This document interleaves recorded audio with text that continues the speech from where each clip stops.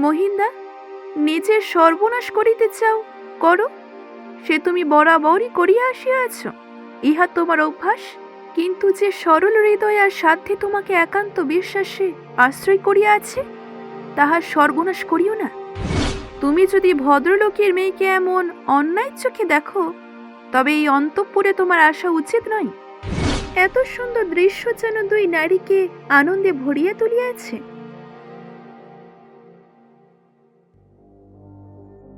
বিহারী ভাবিল, আর দূরে থাকিলে চলিবে না। যেমন করিয়াই হোক, ইহাদের মাঝখানে আমাকেও একটা স্থান লইতেই হইবে। ইহাদের কেউই আমাকে চাহিবে না, তবুও আমাকে থাকিতেই হইবে। কাজে বিহারী কোন রকম আহ্বান অভ্যর্থনার অপেক্ষা না করিয়াই তাহাদের মধ্যে প্রবেশ করিতে লাগিল। এমনই একদিন গল্প করিতে করিতে বিহারী বিনোদিনীকে বলিল, বলি বিনোদ বৌঠান, এই ছেলেটিকে ইহার মা মাটি করিয়াছে, বন্ধুও মাটি করিয়াছে, স্ত্রী মাটি করিতেছে। তুমিও সেই দলে না ভিড়িয়া একটা নতুন পথ দেখাও, দোহাই তোমার। মহেন্দ্র এ কথা শুনিয়া বলিল, বিহারী, এ কথার মানে? বিহারী তখন বলিল, এর মানে আমার মতো লোক, যাহাকে কেহ কোনো কালে পোছে না। মহেন্দ্র বলিল, মাটি হইবার উমেদারি সহজ নয় হে বিহারী, দরখাস্ত পেশ করিলেই হয় না। বিনোদিনী এরপর হাসিয়া বলিল, তা মাটি হইবার ক্ষমতা থাকা চাই কিন্তু বিহারী বাবু। বিহারী তখন বলিল, একবার প্রশ্রয় দিয়া দেখই না। বিনোদিনী বলিল, আগে ভাগে ইহাতে প্রস্তুত হইয়া আসিলে কিছুই হয় না, অসাবধান থাকিতে হয়। কে গো, কি বলো ভাই চোখের বালি? তোমার এই দেওরের ভার তুমিই লও না ভাই। আশা তখন তাহাকে দুই আঙ্গুল দিয়া ঠেলিয়া দিল। বিহারীও এর ঠাট্টায় চোখ দিল না। আশার সম্বন্ধে বিহারীর কোনো ঠাট্টায় সহিবে না, এইটুকু বিনোদিনীর কাছে এড়াইতে পারে নাই। বিহারী আশাকে শ্রদ্ধা করে এবং বিনোদিনীকে হালকা করিতে চাই, ইহা বিনোদিনীকে বিধিল। কাজে সে পুনরায় আশাকে কহিল, তোমার এই ভিক্ষুক দেওরটি আমাকে উপলক্ষ করিয়া তোমার কাছেই আদর ভিক্ষা করিতে আসিয়াছে, কিছু দে না ভাই ওকে। আশা তখন অত্যন্ত বিরক্ত হইল। ক্ষণকালের জন্য বিহারীর মুখ লাল হইল। পরক্ষণে হাসিয়া কহিল, তা বলি কি, আমার ওপরেই কি শুধুমাত্র বরাত চালাইবে? মানে আমার বেলাতেই, আর মহিন্দার বেলায় ওর সঙ্গে নগদ কারবার? বিহারী যে সমস্ত কিছু মাটি করিতে আসিয়াছে, বিনোদিনী ইহা ভালোই বুঝিল। বিনোদিনী বুঝিল বিহারীর সম্মুখে সশাস্ত্রে থাকিতে হইবে। মহেন্দ্র তাহাতে অত্যন্ত বিরক্ত হইল। তা অবশ্য হওয়াটাই স্বাভাবিক, কেননা তাহার মাধুর্যের নষ্ট হইতেছে যে। মহেন্দ্র তীব্র স্বরেই বলিল, বিহারী, তোমার মহিন্দা কোনো কারবারে যান না, হাতে যা আছে তাতেই তিনি সন্তুষ্ট। বিহারী বলিল, হ্যাঁ, কিন্তু তিনি না যেতেই পারেন, কিন্তু ভাগ্যে লেখা থাকিলে কারবারে ঢেউ বাহির হইতে আসিতে কতক্ষণ? বিনোদিনী বলিল, তা আপনার উপস্থিত হাতে কিছুই নাই, কিন্তু আপনার ঢেউটা কোন দিক হইতে আসিতেছে? এই বলিয়াই সে কটাক্ষ হাস্যে আশাকে টিপিল। আশা অত্যন্ত বিরক্ত হইয়া উঠিয়া পড়িল। অন্যদিকে বিহারীও পরাভূত হইয়া ক্রোধে নীরব হইল। উঠিবার উপক্রম করিতেই বিনোদিনী কহিল, ও কি, হতাশ হইয়া যাইবেন না, আমি চোখের বালিকে পাঠাইয়া দিতেছি বিহারী বাবু।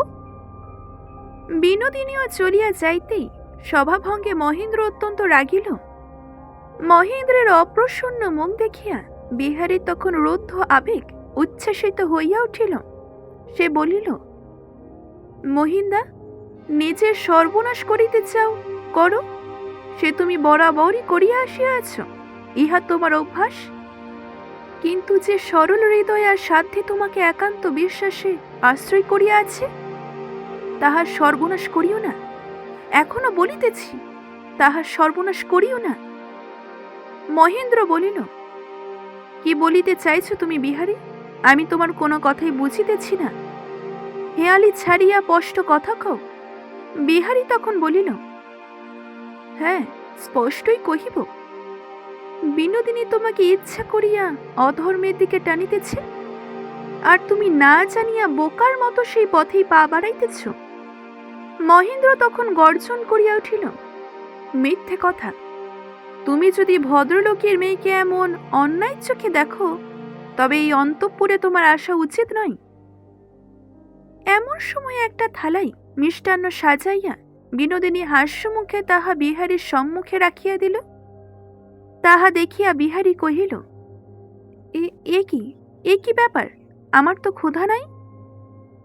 সে কি হয়, একটু মিষ্টি মুখ করিয়া আপনাকে চাইতেই হইবে। বিহারী তখন বলিল, হ্যাঁ, তা আমার দরখাস্ত মঞ্জুর হইল বুঝি?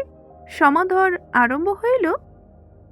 বিনোদিনী তখন হাসিয়া বলিল, আপনি যখন দেওর তখন তো সম্পর্কের জোর আছেই। যেখানে দাবি করা চলে সেখানে ভিক্ষা করা কেন? আর আদর যে কারিয়া লইতেই পারেন। কি বলেন মহেন্দ্রবাবু? মহেন্দ্র তখন মুখ দিয়ে কোনো কথাই বাহির হইতেছিল না। বিনোদিনী বলিল, তা বিহারী বাবু, লজ্জা করিয়া খাইতেছেন না, নাকি রাগ করিয়া? আর কাহকেও ডাকিতে হইবে? বিহারী বলিল, কোনো দরকার নাই, যাহা পাইলাম তাহাই প্রচুর। রাত্রে আশালতা মহেন্দ্রের নিকটে বিহারীর সম্বন্ধে রাগ প্রকাশ করিল, কিন্তু মহেন্দ্র অন্য দিনের মতো হাসিয়া উড়াইয়া দিল না, সম্পূর্ণ চোখ দিল। প্রাতঃকালে উঠিয়াই মহেন্দ্র বিহারীর বাড়ি গেল। সে বিহারীকে কহিল, বুঝলে বিহারী, বিনোদিনী হাজার হোক ঠিক বাড়ির মেয়ে নয়। তুমি সামনে আসিলে সে যেন কিছু বিরক্ত হয়। বিহারী তখন কহিল, আচ্ছা তাই, তবে কাজটা তো ভালো হয় না। যদি আপনি আপত্তি করেন তার সামনে নাইবা গেলাম। মহেন্দ্র ইহাতে নিশ্চিন্ত হইল। এত সহজে যে তাহার এই কাজ সে সারিয়া ফেলিতে পারিবে তাহা সে মনে করে নাই। যাই হোক, বিহারীকে কিন্তু মহেন্দ্র মনে মনে ভয় করিত। সেই দিনই বিহারী মহেন্দ্রের অন্তঃপুরে গিয়া কহিল, বিনোদ বৌঠান, মাপ করিতে হইবে যে। বিনোদিনী তখন বলিল, কেন বিহারী বাবু? মহেন্দ্রের কাছে শুনিলাম যে আমি অন্তঃপুরে আপনার সামনে বাহির হই বলিয়া আপনি বিরক্ত হন, তাই ক্ষমা চাহিয়া বিদায় হইব। বিনোদিনী তখন বলিল, সে কি হয় বিহারী বাবু?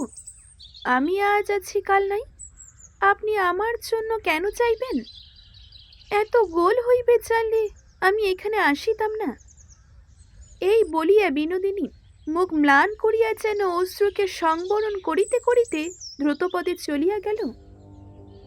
বিহারী ক্ষণকালের জন্য মনে করিল, মিথ্যা সন্দেহ করিয়া আমি বিনোদিনীকে অন্যায় আঘাত করিয়াছি। সেই দিন সন্ধ্যাবেলায় রাজলক্ষ্মী বিপন্নভাবে আসিয়া কহিলেন, মহিন, ও বাবা মহিন, বিপিনের বউ যে বাড়ি যাইবে বলিয়া ধরিয়া বসিয়াছে। মহেন্দ্র তখন বলিল, সে কি মা, কেন? এখানে তার কি অসুবিধে হইতেছে? অসুবিধে না বাবা, বউ বলিতেছে তাহার মতো বিধবা মেয়ে পরের বাড়ি বেশি দিন থাকিলে নিন্দা হবে। মহেন্দ্র তখন ক্রুদ্ধভাবে বলিল, তা এ বাড়ি কি তার নিজের নয়, পরের? বিহারী তখন তাহার ঘরে বসিয়াছিল। মহেন্দ্র তখন তাহার প্রতি ভৎসনা দৃষ্টি নিক্ষেপ করিল। অনুতপ্ত বিহারী ভাবিল, কাল আমার কথাবার্তায় একটু যেন নিন্দার আভাস ছিল। বিনোদিনী বোধহয় তাহাতে বেদনা পাইয়াছে। স্বামী স্ত্রী উভয় মিলিয়া বিনোদিনীর ওপর অভিমান করিয়া বসিল। এ বলে, আমার ওপর রাগ করো নাই তো ভাই? আবার উনি বলেন, এতদিন পরে আমরা পর হইলাম। বিনোদিনী তখন সকলকে বলিল, আমাকে কি তোমরা চিরকাল ধরিয়া রাখিবে ভাই? মহেন্দ্র কহিল, এত কি আমাদের স্পর্ধা নাকি? আশা কহিল, তবে কেন, কেন বলো, এমন করিয়া আমাদের মন কাড়িয়া লইলে? সেদিন কিছুই স্থির হইল না। বিনোদিনী কহিল, না ভাই, কাজ নাই, 2 দিনের জন্য মায়া না বাড়ানোই ভালো। পরের দিনই বিহারী আসিয়া বিনোদিনীকে বলিল, বিনোদ বৌঠান, যাবার কথা কেন বলিতেছেন? কিছু দোষ করিয়াছি কি? ইহা কি তাহারই শাস্তি? বিনোদিনী একটু মুখ ফিরাইয়া কহিল, দোষ আপনি কেন করিবেন বিহারী বাবু? সকল দোষ তো আমার অদৃষ্টের লেখা। বিহারী বলিল, আপনি যদি চলিয়া যান তো আমার কেবলই মনে হইবে আমার উপর রাগ করিয়াই গেলেন। বিনোদিনী তখন করুণ চোখে মিনতি প্রকাশ করিয়া বিহারীর মুখের দিকে চাহিল, কহিল, আমার কি থাকা উচিত, আপনিই বলুন। এবারে বিহারী মুশকিলে পড়িল। থাকা যে উচিত এ কথা সে কেমন করিয়া বলিবে? সে কহিল, অবশ্য আপনাকে তো যাইতেই হইবে, না হয় আর 2-4 দিন থাকিয়া গেলেন, তাহাতে ক্ষতি কি? বিনোদিনী তাহার 2 চক্ষু নত করিয়া বলিল, আপনারা সকলেই আমাকে থাকিবার জন্য অনুরোধ করিতেছেন, কাজেই আপনাদের কথা এড়াইয়া যাওয়া আমার পক্ষে কঠিন।